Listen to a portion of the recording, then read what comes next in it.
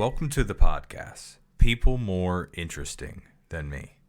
I'm your host, Michael Strumsky, where every week I host a new guest with unique professions, personal adversity, or even maybe a strong opinion or two. And if you haven't hit the 5 stars review on Apple Podcasts, please hit it now before you forget. Running a podcast is a surprising amount of work, and more reviews converts into a wider range of future guests. I have the pleasure of interviewing the Denver transplant, Jeannine Kopaska Broek, a visionary leader and co-founder, alongside her husband, of The Table. Jeannine has been at the forefront of a remarkable movement shaping Denver's neighborhoods. Through the power of urban farming, vibrant community meals, and engaging conversations, The Table passionately embodies its value, with a mission to nurture both body and soul, and foster genuine connections. Jeannine and her team have woven a tapestry of tangible grace that welcomes everyone to partake. So get ready to delve into the stories of nourishing, not just individual lives, but entire communities, as we sit down with the extraordinary Jeannine. Enjoy. The best way to start it out is, so I live in Virginia, where Aaron McCrane's from, and I just got off a OK harvest. This is actually a funny story. I've got like 2 garden beds, because my ground, I did the lazy way, obviously, where I did garden beds instead of actually fixing up the soil of where I'm at. And I tried to do the ceilings like in like February and March and stuff like that, and it just didn't work out. And like last year was amazing, and then this year I don't know what happened. So I had to go. I did the cheater's way out. I went to Home Depot, got some plants, planted them. So 2 months later, I'm looking at my tomato plants and I'm like, what is wrong with these tomatoes? Like, they're yellow. They're not even changing to red yet. Like, it's been like 2 weeks and they're still yellow. And then I take like a longer look at them. Like, I like really get in there and I'm like, that looks like a ripe tomato. There's no way that. So I look on the ground and they're the I forget the name of them, the yellow tomatoes. Like, they're supposed to be yellow. And then I pull them out and I'm just like, such an idiot. They were yellow Yeah, because they're supposed to be yellow. they're supposed to be yellow. Are they the little light bulb shaped ones? Or are they like slicing tomatoes that are yellow? They're slicing tomatoes that are yellow. I think that they have some cool name, like I don't remember, but it's a really cute name. I can't think of it at the top of my head. But yeah, they're like normal slicing tomatoes. Okay. But it's just like every year, it's not that I do something stupid. I just learn something like every time I'm doing it. Do you feel, just to start the questions out, do you feel like you learn something, like a bunch of new stuff every year from just? The conditions are always different. Is it? And we work across 18 different plots. Mm-hmm. And so the conditions in each one of those plots is different. And because we also have to rotate crops, Mm-hmm. rotate what grows where, keep moving it around, then you're like, oh, wow, this plot finally actually did something with the zucchini. Last year we tried peppers and it was horrible, but zucchini worked here this year. Oh, but we have to move zucchini along to somewhere else next year, you know? Yeah. It's so funny how like it's pH, sunlight, and then water accumulation. It's like some are very good. It's like children. Like, my wife's a kindergarten teacher, and then like some kids, they flourish no matter what. Like, you've got a teacher right on you, or the teacher doesn't need to touch you. But like some kids, they need like to be in the right spot in the classroom. They need constant supervision. You know what I mean? It's just, plants are just like any living thing. Well, you know, I caught something that you said, I think in your intro about the tomatoes, like you planted them. And then I think this is what I heard you say. Mm-hmm. You went out 2 months later. it might have been 2 weeks. It was, we'll put it this way. It was a stupid amount of time on my part. We'll put it that way. So whether it's kids or gardens, I think the thing that's really screamed at me this year is that they require a relationship. Yeah. And that's not how we Americans function with the green space that we may have been given or even bought with our home. We don't want to have a relationship with our green space usually. Oh, it's really nice that someone else does that. It's really nice that someone else comes and grows food in my yard. I don't have to pay any attention.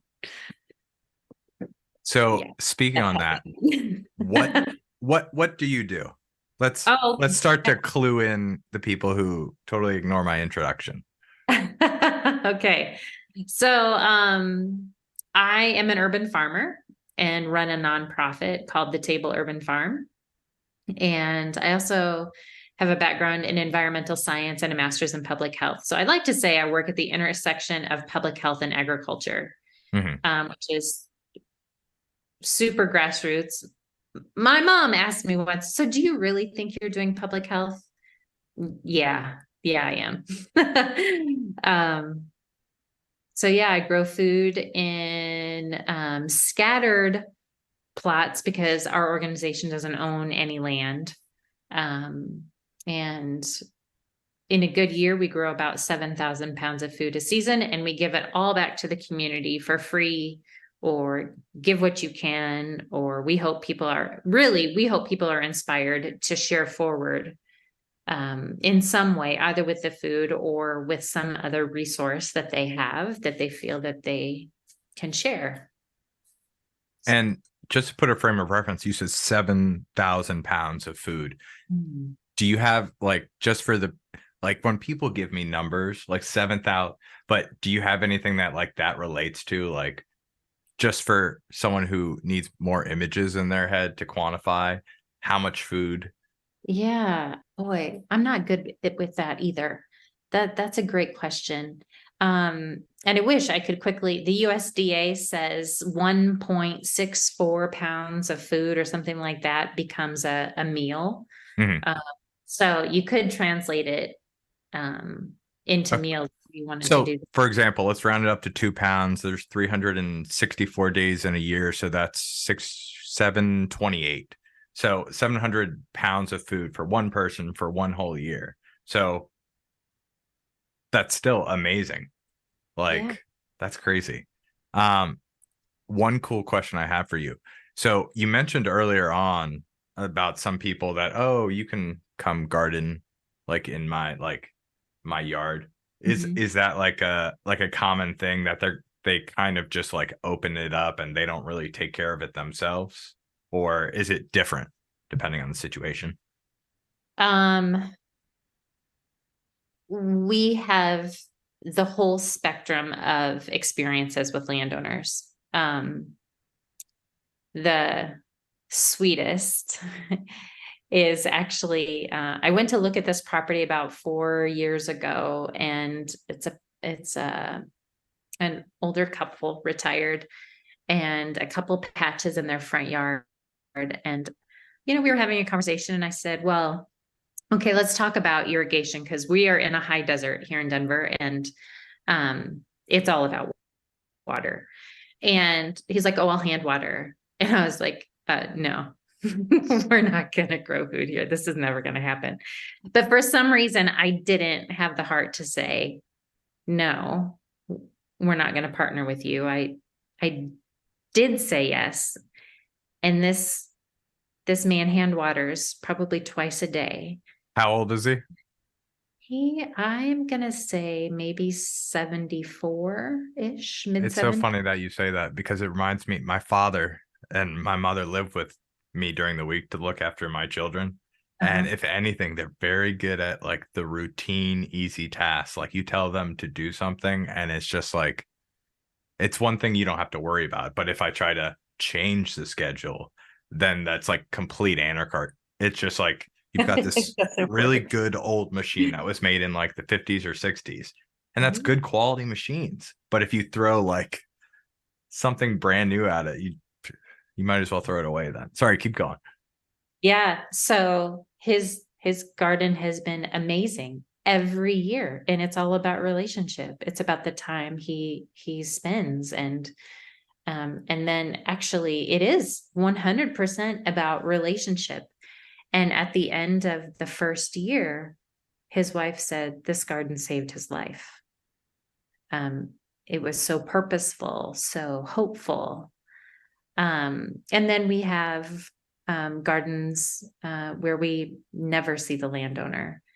Um, and when we started 12 years ago, we took any plot that was offered to us just to get started. And many were. And to this day, we probably get 3 inquiries a week.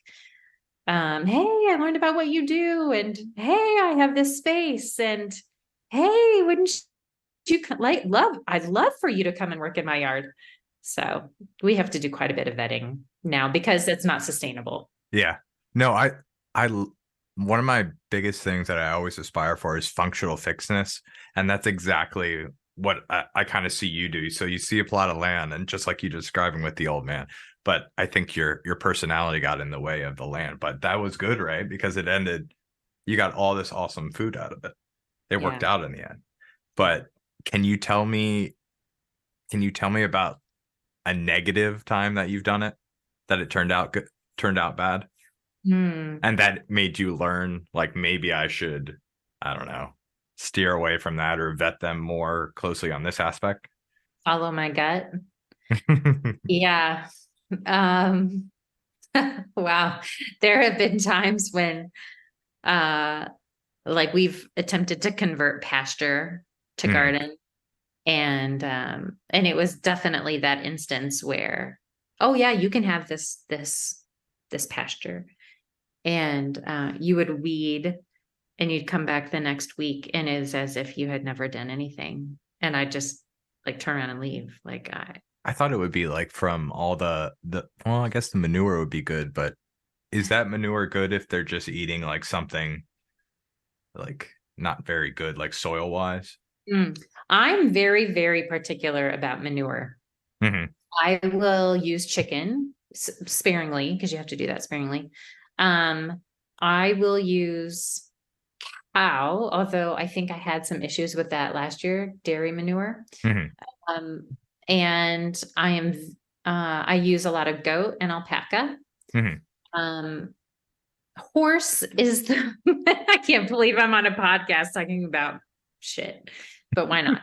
Um, horse is the one that I'm pretty skeptical of because of residual pesticides in the hay or straw that Hmm. they may consume, and it's super hard to trace back. And if someone has you have to rely on that farmer, but if he got his product from another farmer, did he really ask that farmer? And back it goes.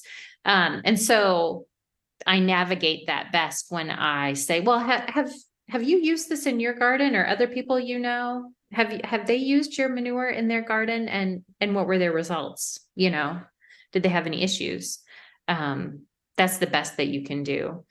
um So what got you to start doing this? Like, what, right. let's put it this way. What was Right. your job before you started this?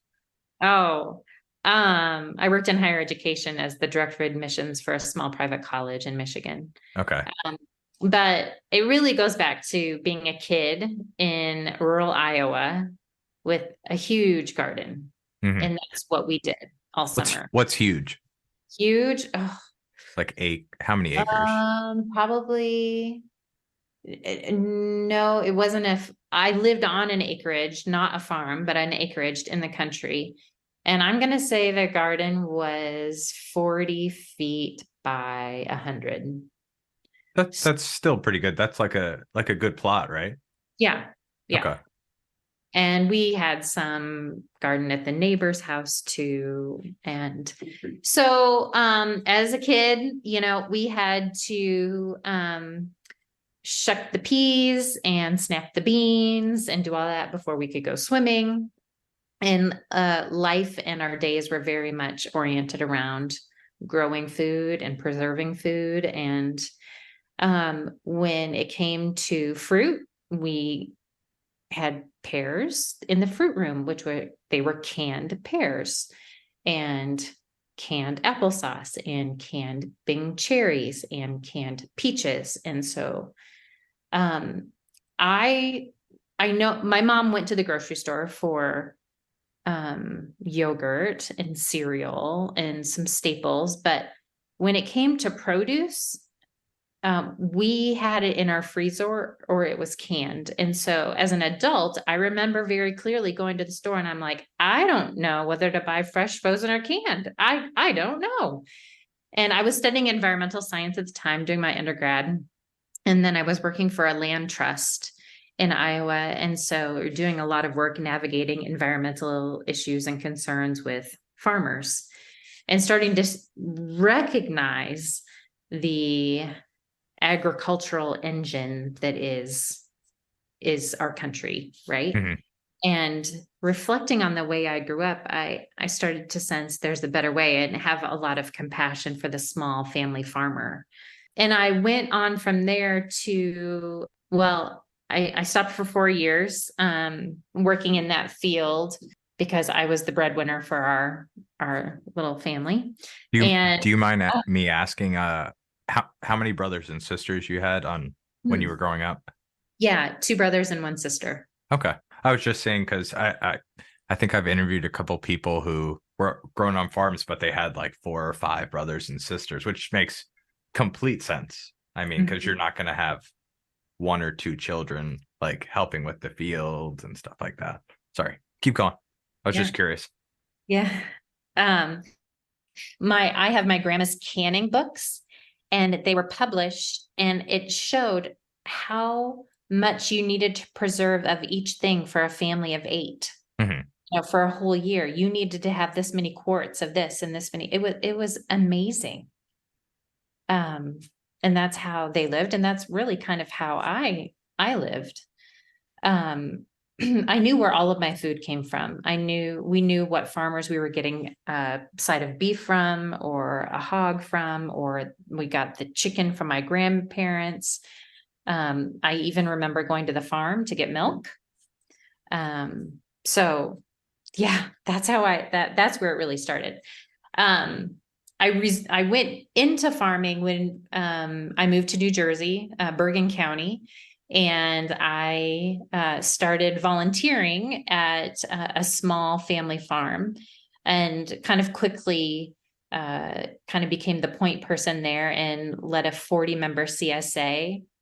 And I had a lot of latitude to try new things, to sell to restaurants. I was also then commuting into New York City to work on my master's, and I would take as much food of my harvest as I could on my person on New Jersey Transit and the Path, and I'd sell it to my classmates between classes, and they're like, "Where are the tomatoes and the lettuce?" And so, you know, it wasn't a lot of money, but it paid for my fare. I've never heard of that. That's amazing. You were just carrying produce on you, just selling it. I don't think I've Yep. ever.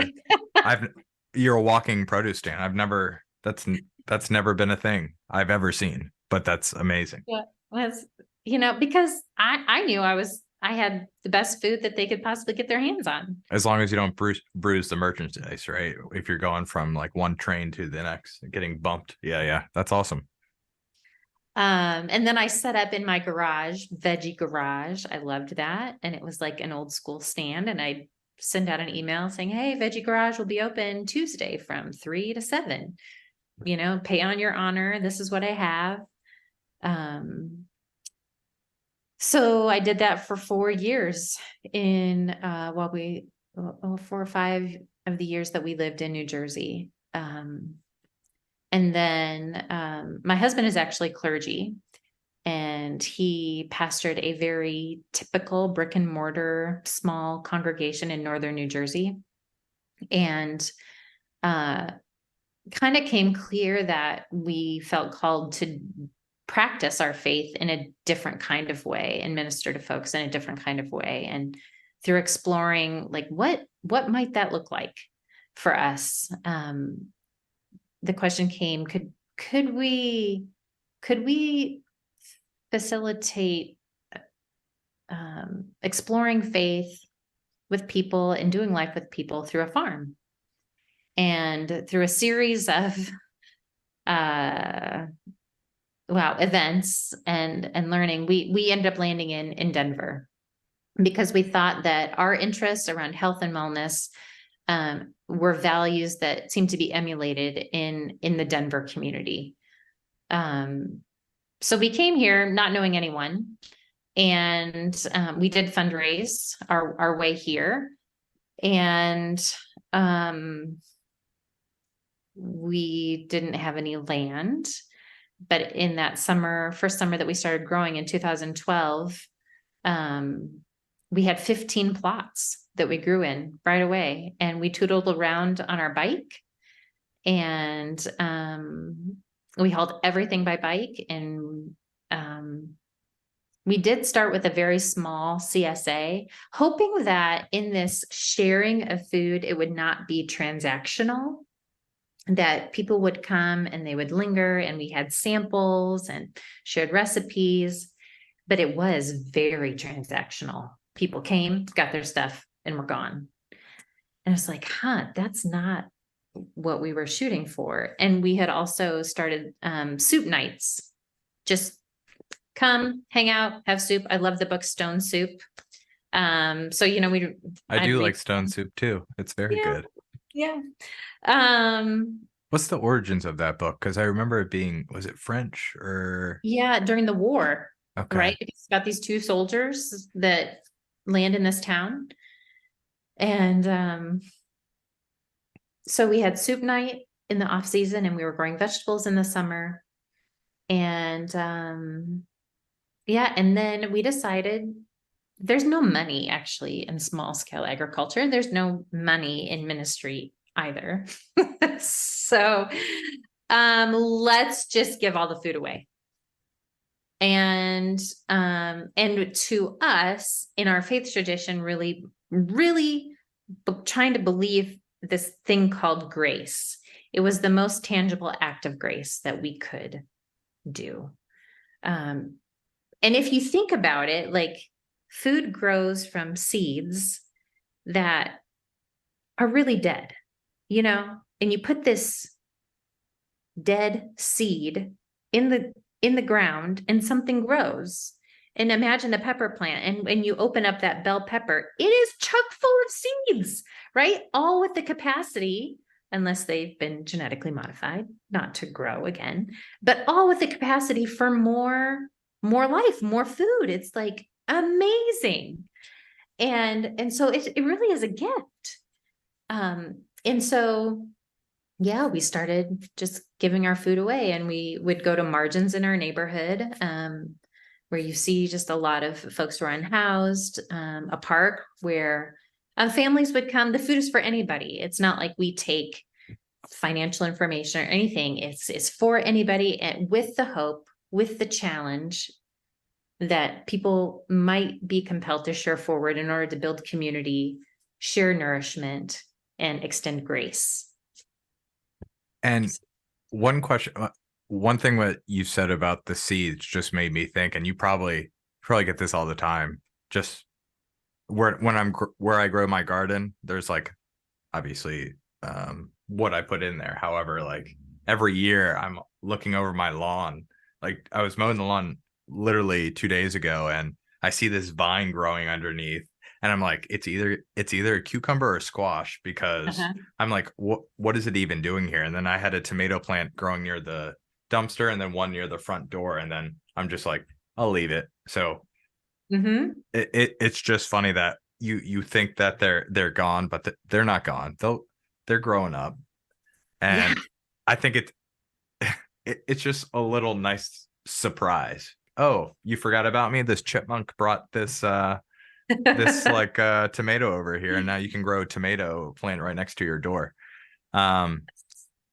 So just thinking about like the way that your plots are spread out, is there any like way that like large companies, obviously some of these large companies in Denver buy large plots of land, obviously, to build like a building or an orphan building, but they have so much like grass around the buildings. Is there any way that they can be incentivized to do that on a tax basis Ah, whatsoever? yeah. So there is a thing called an agricultural tax rate, right? Hmm. That if your farm is in production in some way, then you qualify for that. It's so interesting that you bring this up because I did my master's thesis project. I was struck by exactly what you just described in northern New Jersey, Princeton area. There are these massive corporate campuses, lawn, Bristol Myers Squibb, Johnson and Johnson, like huge tracts of land. And I'm like, and it was all agricultural land. Hmm. And so I'm like, so how do we bring people back closer to their food source? What if we could convert these lawns back to gardens? And so the title of my thesis was The Edible Campus Health Promotion at Work. And I still love that idea, but it's not, I spent a couple It's of years. you're still working on it, basically. Yeah, yeah. We're in an urban context now, and there's a lot of people that walk. And so we do certainly connect to people that, people come with questions and we want to be a resource. So we choose plots that are visible so that if someone's like, hey, so my tomatoes, they're doing this, or, what do you think about this? Or is there something I can plant now? We can answer those questions, but I still love the concept of growing food in unexpected places, I, like a I, corporate I campus. totally agree with you because if I'm going to say rooftop garden, you would be like, yes, that's what do you do? I assume you guys do rooftop gardens as well. We No. don't, and I am not a fan of them in Denver. Okay. They're super cool. I mean, they were happening in Manhattan and Brooklyn when I was there. Um, Elevation issue. Elevation, the sun is so intense Mm, here. It is so dry.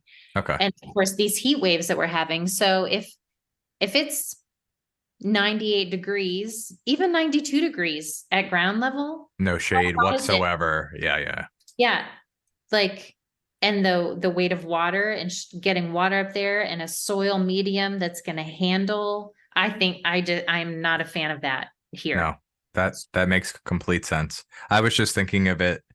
I don't you might know about this, but there was some I don't know if it was I don't think it was a subway path, but somewhere in New York they have a trail that's just like they've recovered and Mhm. it's a lot of community gardens for like a stretch of maybe like 3 miles or 4 miles or something Yeah, it's like that that. elevated walkway in Chelsea. Yeah. Yeah, I Yeah, think that's so. pretty And cool. it just looks like amazing.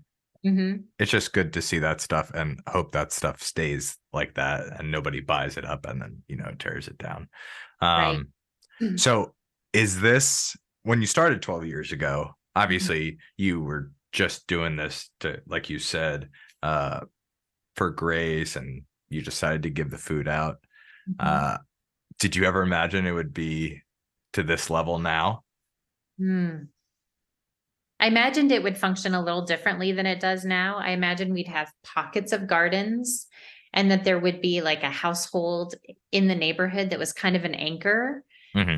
um, that would be facilitating community and time in the garden in that neighborhood. And maybe there'd be like 5 gardens in a Hmm. pocket in a neighborhood. And only in the original neighborhood that we started in did that ever kind of happen, and we were that anchor ourselves. Hmm. Uh, we're on the cusp of an interesting shift, um, because I got some funding to start a new garden in the neighborhood where our home base is, which is called the Table Public House. That's amazing, right? Because Yeah.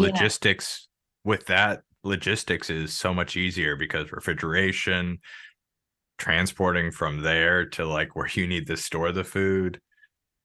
Yes. That's awesome. Inefficient. I'm torn because um we've always gone out to the neighborhood. We go out. a traditional church model expects people to come to you. And when you have one big garden plot, that means you're expecting people to come to you. But there are so many benefits of that. You're actually, I think, more available when someone knows where they can find you. Whereas like people used to say, we need to put a GPS tracker on you. Like, where is Jeannine? Like, because I'm just bouncing around. I'm like a bee. I'm a bzz. And I can spend 10 minutes in one plot and be on to the next one. But I approached a police station, just, I don't think it's even a mile away from where our home base is. And and they had a huge swath of land that was just weeds not being used.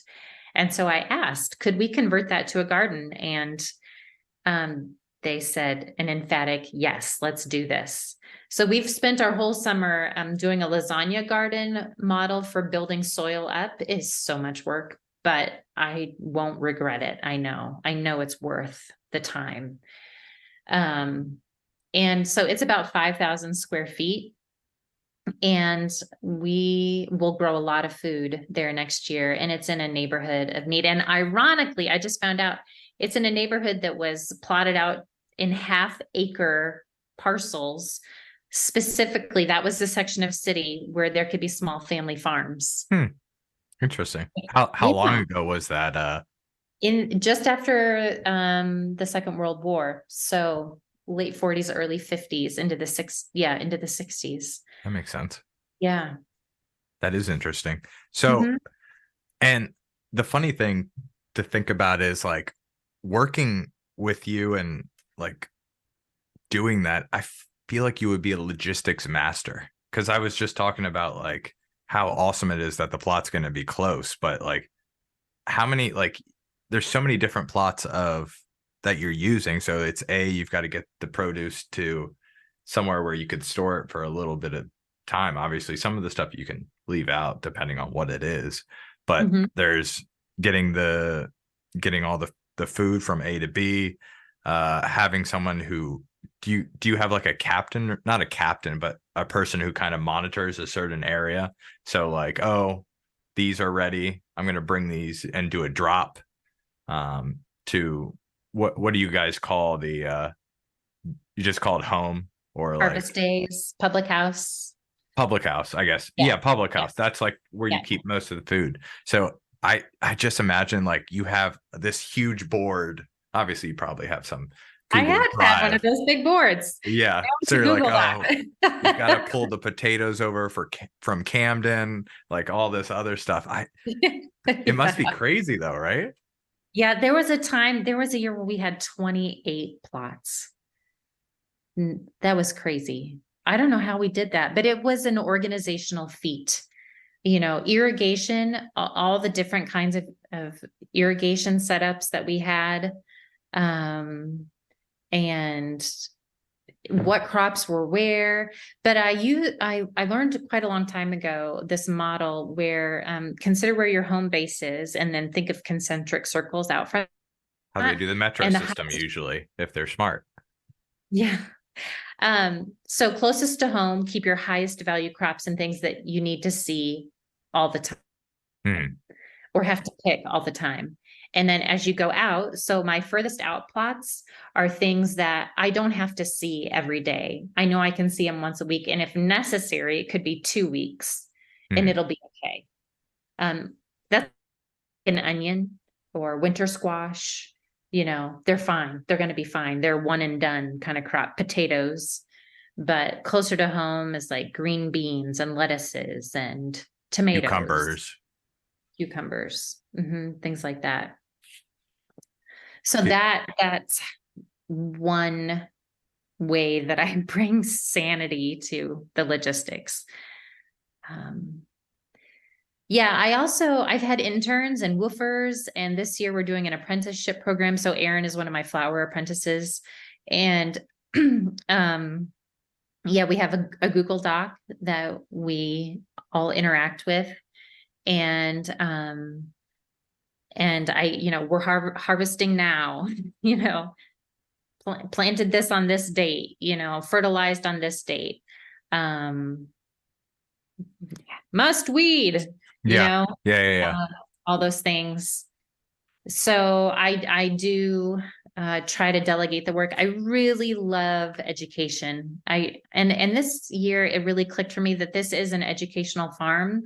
So production isn't at its max, and we aren't production farmers, and we know that. There's always a tendency to feel like that, but you have to allow margin for people learning and getting freedom to try something. And, oh, maybe I should have used that bed differently. That didn't work out. Or maybe I should have replanted that sooner instead of ignoring the fact that nothing was germinating, you know? Yeah. I mean, I get it from both ends, just because we've got to take advantage of these plots because we're being given these plots. It's not like, Yeah. so we got to make the best of it.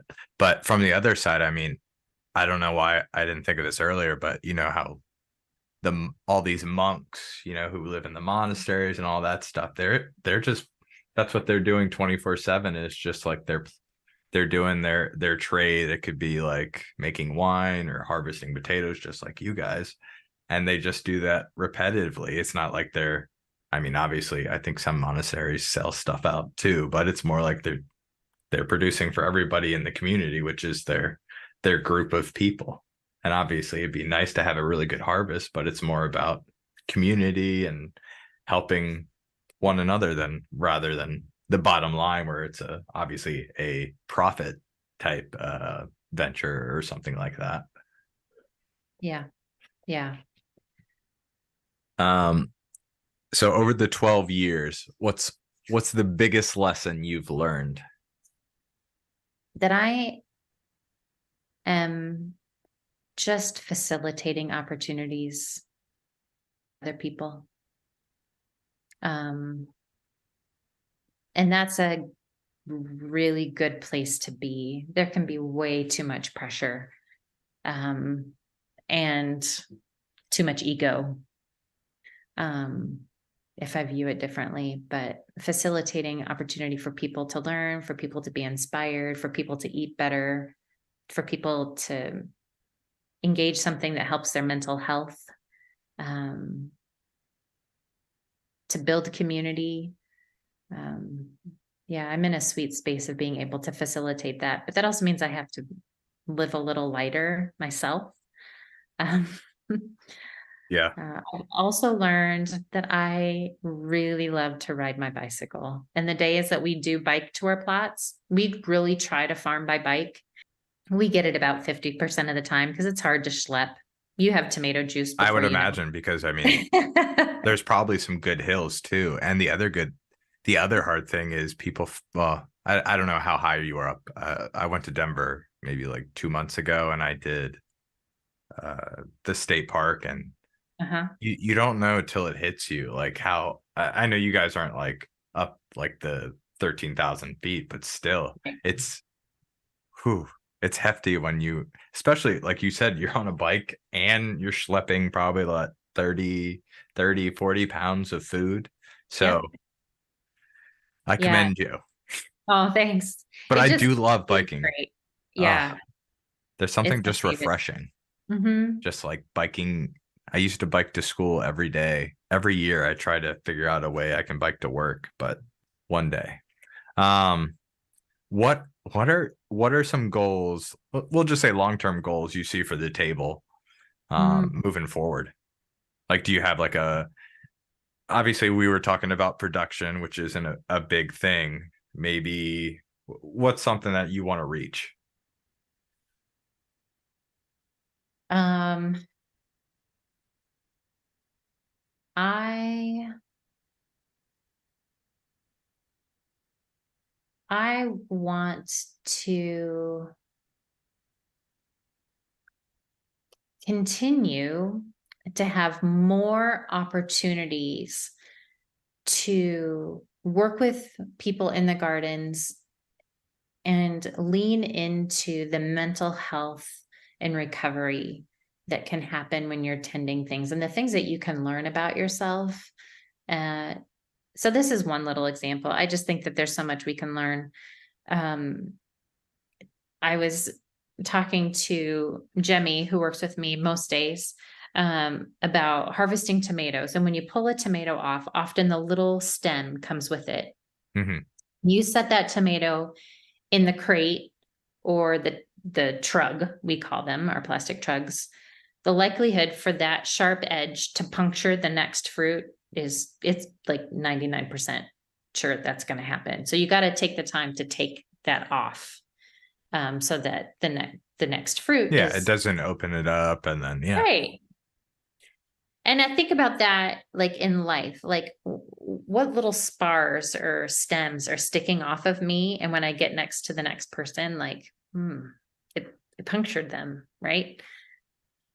That's just one example, right? Of something to reflect on, and it means slowing down and taking time to do the thing that you don't really want to take time to do. And suckering tomatoes, that growth that all of a sudden is crazy, and it's made a jungle from one tomato plant, that you got to prune back and take off this extra stuff so that the main thing can do its thing, and it has space. Thinning radishes and carrots, got to get those extra ones out there so that the radish can actually become a radish and the carrot can become a carrot. So I've played around with this a little bit last year. I had a group of high schoolers working with me. I think it was in September, and we were doing a garden cleanup, and I just had some questions for reflection, and some kids actually really engaged it. And the things that they shared, they're like, what if your life is a garden, what's in your garden right now? And what do you wish were there? And they gave some really personal reflections, honest things. So it's that kind of thing I hope I have more opportunity to do. that's great, because from your not alliterations, but from what you're giving examples on, I got to slow down, because when you said to remove the stems from the tomatoes, I was like, oh, you're only giving 99%. You got to do 100. And I'm like, that's not what she was trying to say. And then you said about pruning down the tomato plant. And I was like, oh, it can grow more tomatoes, though.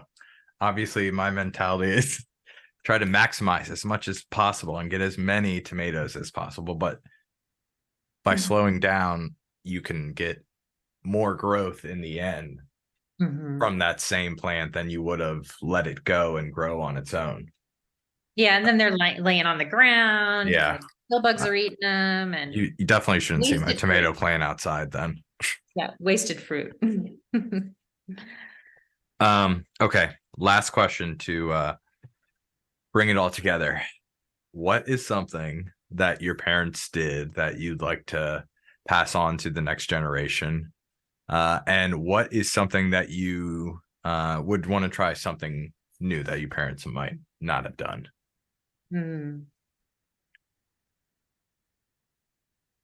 I have so much rolling around in my head about this. Okay.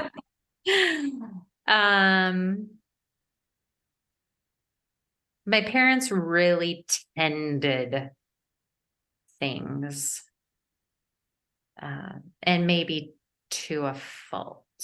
Mm-hmm.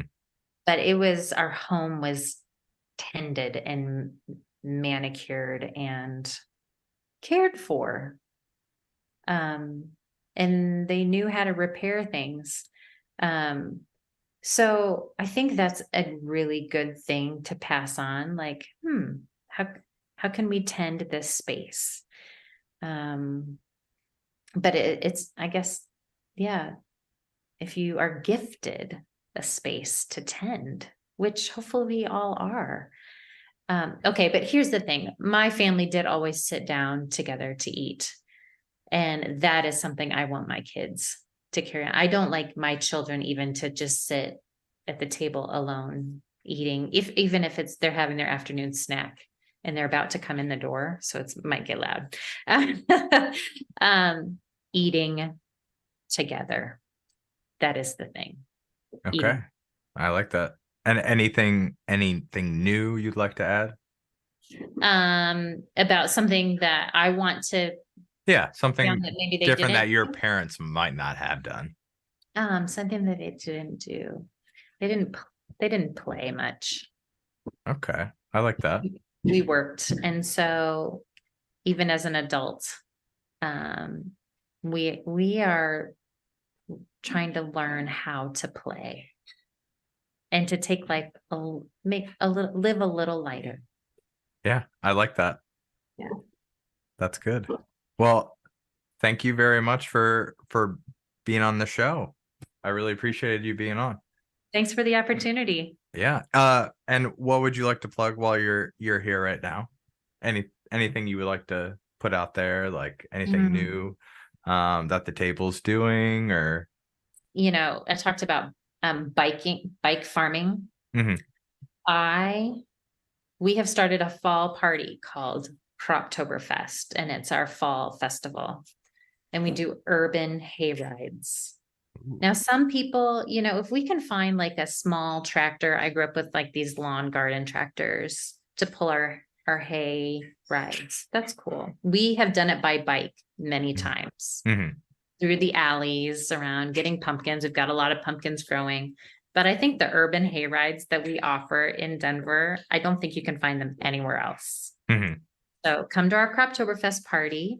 It's October 14, 3 p.m. to 7 p.m. at the Table Public House, where you can enjoy great food, urban hay rides, pumpkins, face painting, and of course, beer. Sounds good. Okay. And I'll attach that to the episode as well, people. All right. Sounds Thank good. you. Thank you. All right. If you like this week's episode of People More Interesting Than Me, please follow me on Apple Podcasts so you won't miss out on more episodes like these.